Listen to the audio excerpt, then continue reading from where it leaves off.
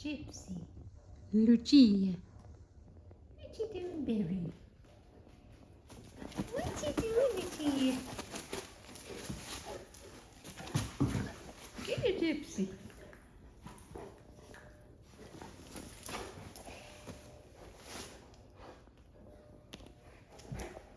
Gentle, Lucia.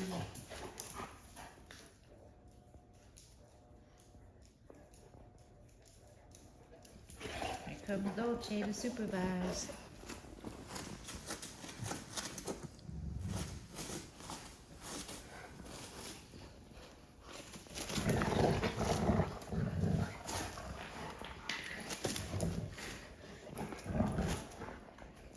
So these are the 3 females. 3-year-old Cane Corso, 9-month-old Cane Corso, and this is a 9-week-old Pitbull puppy. Get it, Dolce. Get it, girl. Get it, girl. Hey, you're too young to play tug. You're too young to play tug with the big girls. You're too young, Gypsy. See, I'm gonna play tug with myself.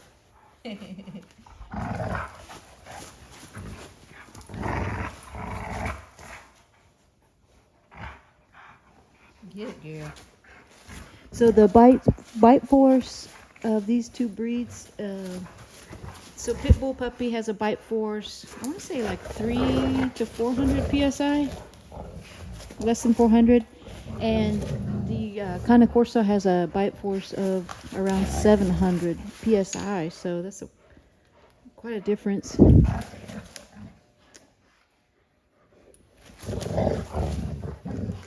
Although the Pitbull, you know, have said to be more tenacious. You know, the lockjaw, they don't back down for anything.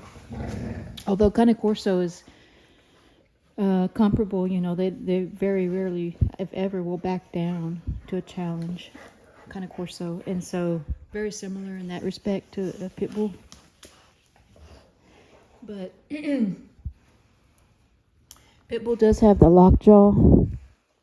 Cane Corso with a bite force of 700 psi. I mean, you'd be hard pressed to get anything out of its jaw once it's locked down.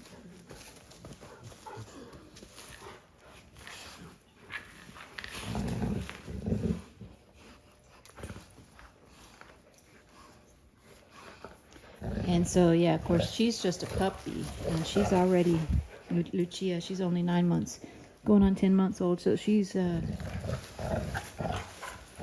already just about bigger than this adult female Cane Corso, so lots of variation within the breed on size. There's a spectrum, and each, you know, individual dog is different, but these two females come from different bloodlines, different breeders, and so she has much bigger structure in her genetics. Her mother is huge, like a male. Everyone mistakes the mother for a male Cane Corso because she's just ginormous. She's enormous, and so.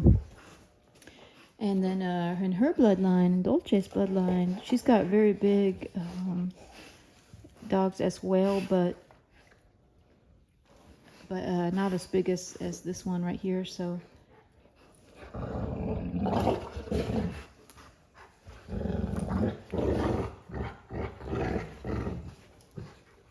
and I need to do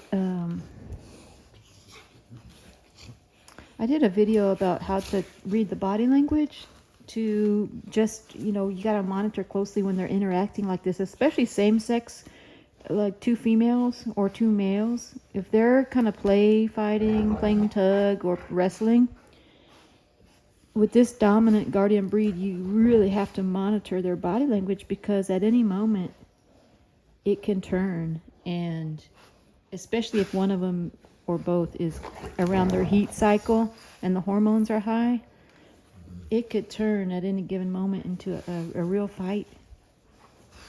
And of course now it's totally playful. And you do hear the growling, and it can sound like a real fight sometimes, especially when they're wrestling. You know, it can sound like vicious. But I just watch the body language. I watch the tail, the placement of the tail. If the tail is neutral, it's not sticking straight up, then it's usually doesn't mean the fight is going to be imminent or anything. And then the hair on the back of the fur on the back of the neck and the back, if it's not raised up, the hackles are not up. And then the ears, if the ears are not all the way forward. See how it sounds?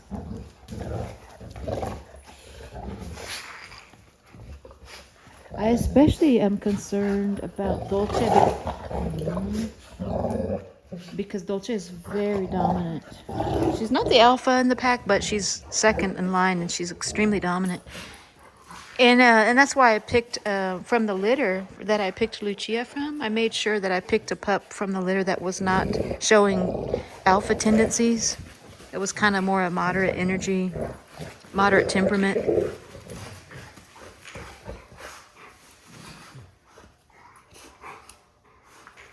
So that would be less risk of her wanting to challenge the dominant female.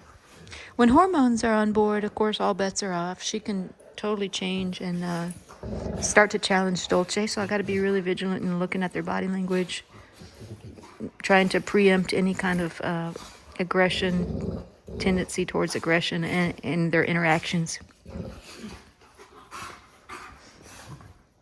But of course, she's still a puppy, so she's just going to be playful. She does, Lucia, I have video of her in previous videos and episodes where she does start to challenge and start to feel out her power, to test it, take it for a test drive. When she's wrestling with Dolce, she will start to test the boundaries of how much she can do with Dolce.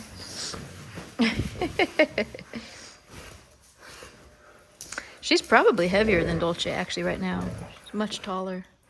And she's going to start filling out and her muscle tone and everything. She's going to start bulking up.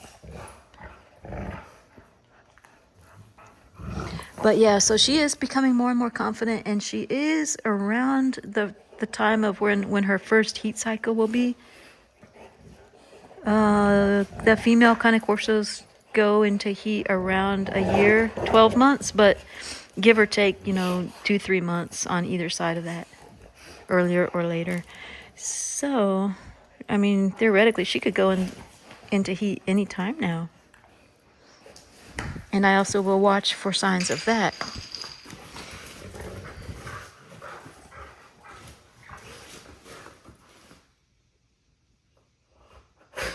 Dolce. She's taking notes. Little Pitbull puppy's taking notes. She wants to get in there. Look how big her paws are, y'all. She's got bigger paws than Dolce as well. If you compare their paws, that's how you know she's just going to be a much bigger female.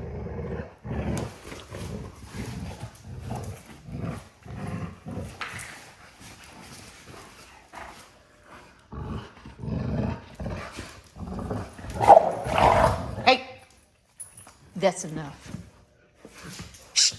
Settle down. See, now Dolce will respond to a correction. But yeah, she has a tendency, and that's why she's not a true alpha of the pack. She's got a tendency to take it overboard. She doesn't, she's a little bit too intense. She's got that little bit of crazy to her. Get him, Gypsy.